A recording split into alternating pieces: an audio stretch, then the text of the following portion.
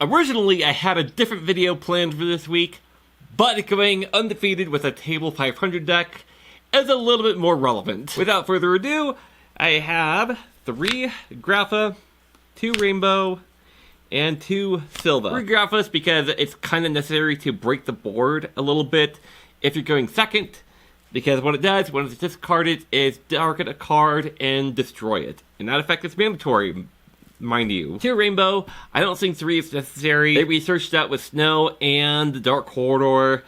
We're gonna get more than that in a second. Silva, you need 2, no more, no less. When Silva is discarded, it revived itself back from the graveyard. And if it was discarded by your opponent's card effect, it puts 2 cards back in the bottom of your opponent's deck. The reason why 2 is because you can very easily discard 1 with a full board, and then all of a sudden you can't use Silva anymore. So 2 is necessary just to make sure you can recur Silva multiple times. Something I forgot to mention, which is really important for the deck.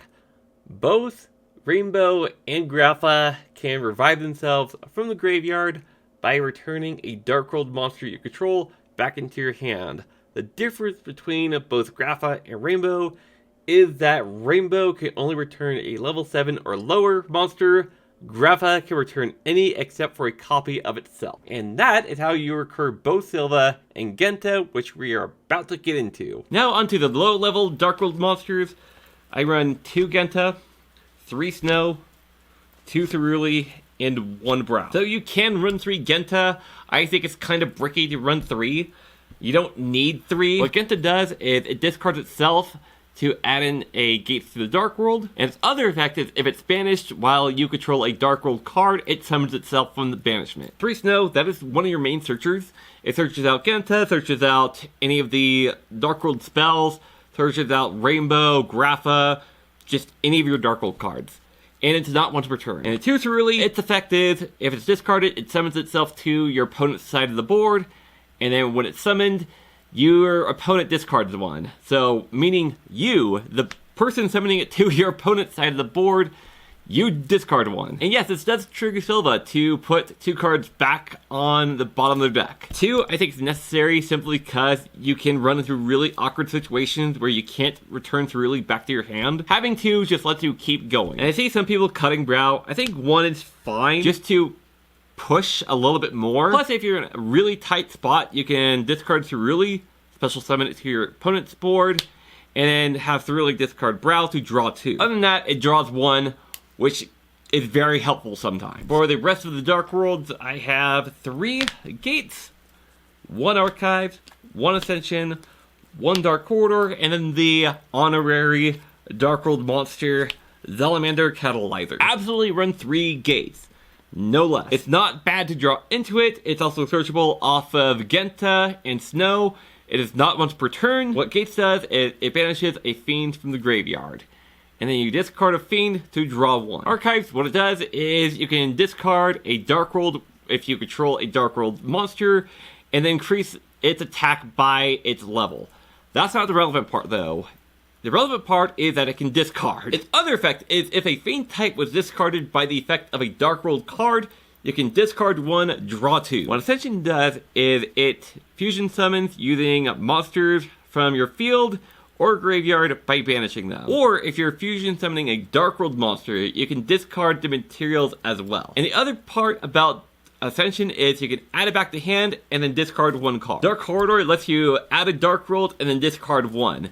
So you can add in Snow and then immediately discard Snow and use Snow's effect to search. Salamander, you reveal itself and another Fiend. And then you discard 1, special summon the other. So really you're just discarding a Dark World to special summon Salamander. This next engine I was told to take out if I wanted to win anything. Anyways, 3 Gen, 2 Ken, 1 Rhoda. Gen, what it does is you can summon a Ken to your opponent's side of the board. And if this is special summoned by the effect of Ken, you discard 1. I should point out it's the controller that discards 1. So this special summons to your opponent's side, your opponent discards 1. What Ken does is it special summons Gen to your opponent's side of the board. And if Ken is special summoned by Gen, Ken lets your opponent draw 2, discard 1. Meaning, you special summon this to your opponent's side, and then you, the person that summoned it, draws 2, discards 1. And by the way, Ken does trigger Silva. So Silva does come back, and your opponent puts 2 cards back in the bottom of the deck. And then Rhoda searches out either one. They're both warrior types. If you have one or the other, cool, you're gonna use Rhoda anyways to search one of them out later. The next engine is probably the engine that every Dark World player is gonna be using. I have 2 Mothman, 1 Bigfoot, 1 Nessie, and 1 Jackalope. The most lists are running 3 Mothman. I think that is perfectly fine. The reason why I'm not running 3 is because of the things that I want to do with the deck personally. All the dangers have this shared effect where you reveal it, and you discard 1 random card, and if it's not the revealed monster, you summon it and draw 1. But they all have different effects as well. Mothman, if it's discarded, both players draw 1, discard 1.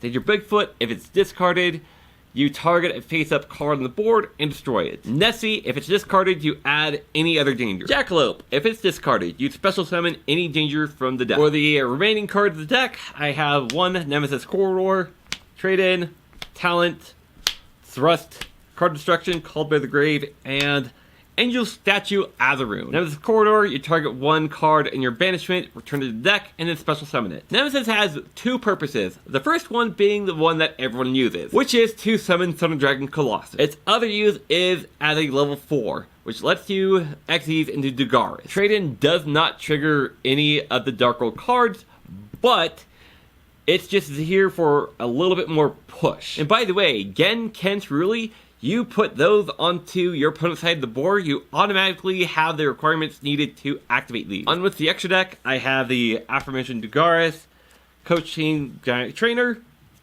Saryuja Skuldred, Security Dragon, Muckcracker, Ike Masquerena, Silahate, SP Little Knight, 2 Graphas, the Fusion one, Thunder Dragon Colossus, Galaxy Eyes Photon Lord, Zeus, Sky Crisis, and Underworld Goddess. Alright, so what do all these cards do? Dugaris, it has 3 effects. We're not going to focus on all 3 effects. We're going to focus on one that we're interested in. That is to draw 2, discard 1, and you don't get to draw a face next turn. Giant Coach Trainer, it requires 3 materials, level 8, to make. And what it does is you detach 1, draw 1, you reveal it. If it's a monster, your opponent takes 800. But that's not the important part. The important part is it draws, and it's not once per turn. Saryuja has a couple effects that we're interested in. The first one is its on summon effect if you use 4 materials.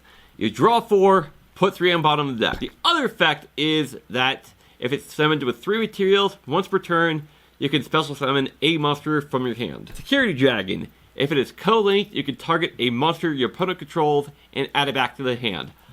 So, what you're doing with that most of the time is adding back through really. Muckcracker, what it does is it targets the fiend in the graveyard.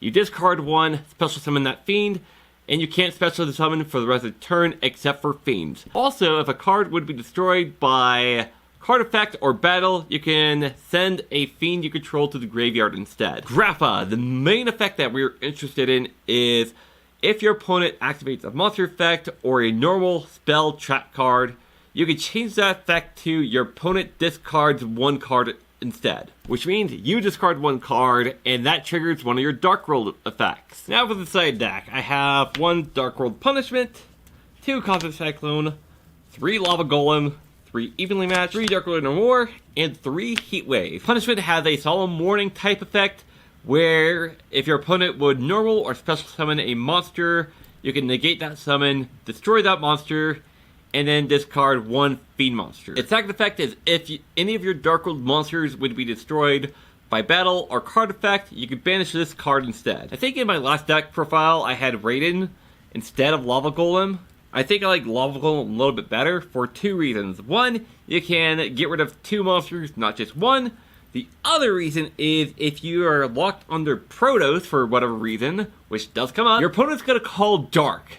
So, if Raiden is your only option, Raiden in the dark, you can't do that. So, you go Lava Golem and tribute both Protoss and one of your opponent's other monsters. And then Heat Wave. So the idea behind Heat Wave is if my opponent uses either D-Shifter or any Mold Charmer during the standby or draw phase, You go, understandable, heat wave, pass. What are they gonna do? I can't play? You can't play. But thank you all so much for watching my degeneracy today. Let me know what your thoughts are down below. And while you're down there, subscribe to the channel. My name is Vincent. Goodbye. You know, the funny part is, I almost didn't go to this tournament. Yeah. There's that little factoid for you.